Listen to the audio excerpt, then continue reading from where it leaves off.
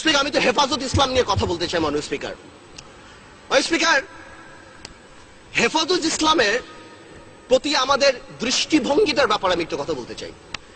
Speaker, আমি দেখলাম আলামা শফি সাহেব 90 বছর বয়স, হেলিকপ্টার করে কোথায় গিয়েছেন? বড় নিউজ পেপারে চলে আসলো আলামা শফি সাহেব হেলিকপ্টারে গিয়েছেন। কোথায় টাকা পেল? আমাদের তোফায়েল আহমেদ সাহেব গত 4 বছরে 40 বার ভোলাতে হেলিকপ্টারে গিয়েছেন। এই ব্যাপারে কিন্তু কেউ প্রশ্ন করলেন না। আমি মনে করি মাননীয় স্পিকার, আপনারা আমাকে একটু মাফ করবেন, আপনারা আমাদের ঐক্যতাও আমি একটু কথা বলে নিই। মাননীয় স্পিকার, গত 30 বছর গণতন্ত্রের নামে ক্ষমতার লড়াইয়ে আমরা যেই পরিমাণ গাড়ি ভেঙেছি, আপনারা যেই পরিমাণ গাড়ি ভেঙেছেন, 1 বছরে জাপান এত গাড়ি বানায় না। যত সরকারি সম্পত্তি আমরা আপনারা নষ্ট করেছি, ওই দিয়ে 2টা পদ্মা ব্রিজ বানানো যেত। আমরা যদি বাংলাদেশ জিন্দাবাদ বলে গাড়ি ভাঙি, সেটা সহিংস আন্দোলন। আপনারা জয় বাংলা বলে গাড়ি ভাঙলে সহিংস আন্দোলন। আল্লাহু আকবার বলে হেফাজত যদি গাড়ি ভাঙে, তাহলে তারা জঙ্গি হয়ে যায়। এইটা কি ধরনের কথা? মাননীয় স্পিকার, জঙ্গি কেন বলছি? জঙ্গি is a very dangerous term. আমরা যখন এখানে লোকাল পলিটিক্সের জন্য জঙ্গি বলি, বিদেশে আমাদের ভাবমূর্তি সাংঘাতিক ভাবে নষ্ট হয়। আওয়ামী লীগ সরকারই তো সবচেয়ে বেশি ক্রেডিট নেয় যে আমরা জঙ্গি থামিয়ে দিয়েছি। আওয়ামী লীগ সরকারই যদি সবচেয়ে বেশি জঙ্গি বেড়ে যায়, তাহলে আওয়ামী লীগের রেপুটেশন প্রবলেম। হেফাজত ইসলাম নিয়ে আরেকটা কথা বলছি। আওয়ামী লীগের যে পলিটিক্যাল ক্রাইসিস যেটা দেখা গিয়েছে, হেফাজত ইসলাম আসলো কেন? মাননীয় স্পিকার, হেফাজত ইসলাম কিন্তু আসেনি যখন আমরা বিভিন্ন জায়গায় মডেল লাইসেন্স দেই, যখন আমরা সিনেমা হল ওপেনিং এ মিলাদ দেই, যখন আমরা ব্যাংক ওপেন করি মিলাদ দিয়ে, তখন কি হেফাজত আসবে না? হেফাজত ইসলাম এসেছে যখন সর্বকালের সর্বশ্রেষ্ঠ মানব নবী করিম সাল্লাল্লাহু আলাইহি ওয়াসাল্লাম, সকল মুসলমানের হৃদয়ের স্পন্দন, তাকে নিয়ে কটাক্ষ করা হয়েছে। কোথায় হয়েছে? গণজাগরণ মঞ্চে।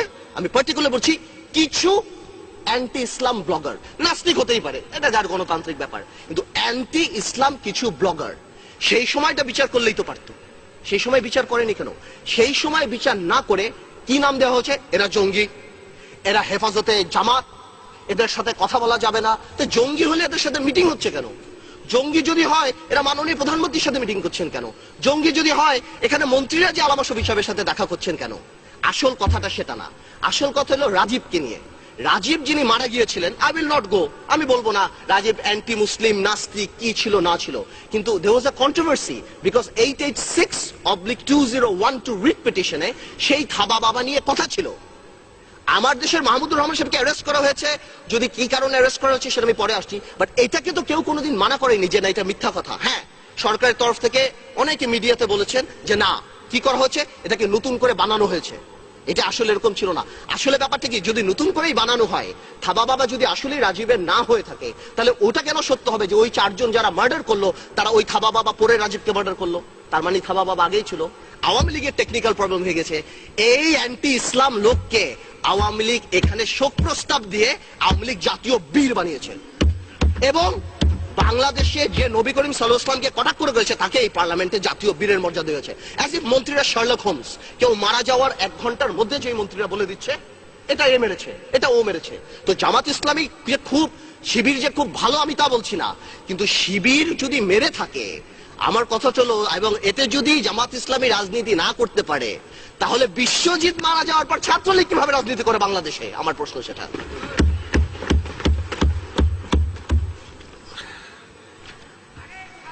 মাননীয় স্পিকার, তো যা বললাম, তো হেফাজত ইসলাম নিয়ে যে কথা বলা হয়, হেফাজত ইসলামকে তারপর যখন হেফাজতের অস্তিত্বকে সহ্য করা হলো, তখন শেষমেশ কি করা হলো? বলা হলো, একদিকে বলা হলো হেফাজতের সাথে নেগোসিয়েশন হবে, আরেকদিকে প্রপাগান্ডা, হেফাজত নাকি নারীদেরকে ভিতরে ঢুকিয়ে নিয়ে যাবে, একদম ঘরে ঢুকিয়ে দিবে। এবং সেকেন্ড কথাটা হলো হেফাজত স্বাধীনতার চেতনার বিরোধী। মানে স্পিকার, হেফাজতের অনেক ধারা আছে যেখানে বলা হয় বাইতুল মুকাররমে মসজিদে নামাজ পড়তে হবে, এটার সাথে স্বাধীনতার কি সম্পর্ক? আলেম ওলামাদের ছেড়ে দিতে হবে, এটার সাথে স্বাধীনতার কি সম্পর্ক? মাননীয় প্রধানমন্ত্রী নিজেই তো প্রেস কনফারেন্স করে বলেছেন, উইচ ওয়াজ ভেরি রাইট, যে জামাত মানি, রাজাকার মানি, দাড়িয়া টুপি না। তো সেটা যদি হেফাজত বলে থাকে, সেটার সাথে কি সম্পর্ক? আমার কথা, যে মুসলমান যদি কোনোভাবেও নারীকে আন্ডারমাইন করার চেষ্টা করে, সেটা ইসলামী বিশ্বাস করে না, কারণ ইসলামী একমাত্র ধর্ম যে নারীদেরকে সবচেয়ে বেশি সম্মান দিয়েছে। মাননীয় স্পিকার, সরকারের দুর্নীতি নিয়ে একটা কথা বলি। শেয়ার মার্কেট নিয়ে কথা বলে, আসলে শেয়ার মার্কেট নিয়ে কথা বলে আগেও কথা বলেছি, এখনো বলছি, আমাদের অর্থমন্ত্রী সাহেব যদি থাকতেন তিনিও বলতেন, তিনি নিজেই বলে দিয়েছেন শেয়ার মার্কেট মাফিয়াদের হাতে। ইব্রাহিম খালেদ সাহেবের রিপোর্ট এসেছে, সালমান রহমান সহ যাদের নাম এসেছে, আমার দুঃখ একটা বার তাদেরকে ধরা হলো না, একটা বার জিজ্ঞেস করা হলো না। তারা যদি বেকসুর হয় তাদেরকে খালাস করে দেন, কিন্তু যেভাবে মিডল ক্লাস ফ্যামিলি ধ্বংস করা হয়েছে শেয়ার মার্কেট দিয়ে, মাননীয় স্পিকার, এই বাংলাদেশের মানুষ কোনোদিনও ক্ষমা করবে না মাননীয় স্পিকার। পাওয়ার সেক্টর একটা কথা বলি মাননীয় স্পিকার, পাওয়ার সেক্টরে আগে বলেছিলাম সামিট গ্রুপের কথা, বিদ্যুৎ খাতের শাহেনশাহ আজিজ খান, শাহেনশাহ বাদ দিলাম, এখন আসছে মাননীয় স্পিকার বিদ্যুৎ খাতের বাদশাহ মাননীয় স্পিকার। এই বাদশাহ কেউ না, আপনারা যদি শুনতেন শুধুমাত্র পদ্মা সেতুতে আবুল হোসেনের নাম, আবুল হোসেন সাহেব is the biggest player in power sector মাননীয় স্পিকার। আমি আপনাকে বলছি 2009 সালে, আপনি শুনে মাননীয় স্পিকার, 2009 সালে সিলেটে 150 megawatt, he was the single bidder, একাই, আর কেউ করতে পারবে না। 2010 সালে সিরাজগঞ্জ 150 মেগাওয়াট, সিএমসি একাই করবে, আর কাউকে করতে দিবে না।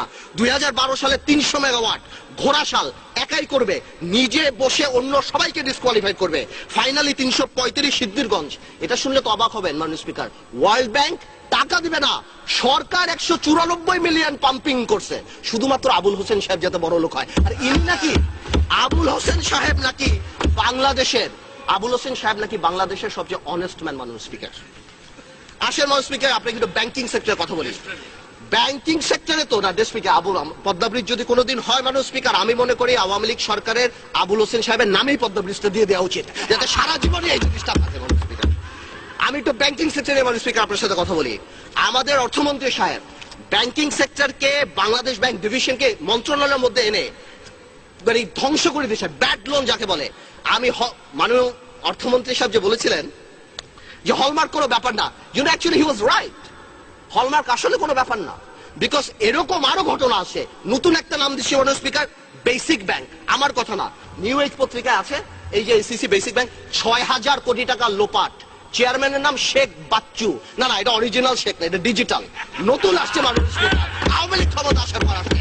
3500 কোটি টাকা নিজের ভাইয়ের নামে 720 কোটি টাকা নিয়ে গিয়েছেন।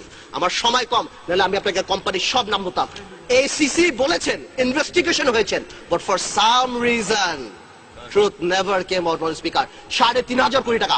আমি মিডিয়াকে অনুরোধ করব, আপনি ইনভেস্টিগেশন করেন, হলমার্ক ধরা হবে, এই বেসিক ব্যাংক ধরা হবে না, তা হয় না মাননীয় স্পিকার।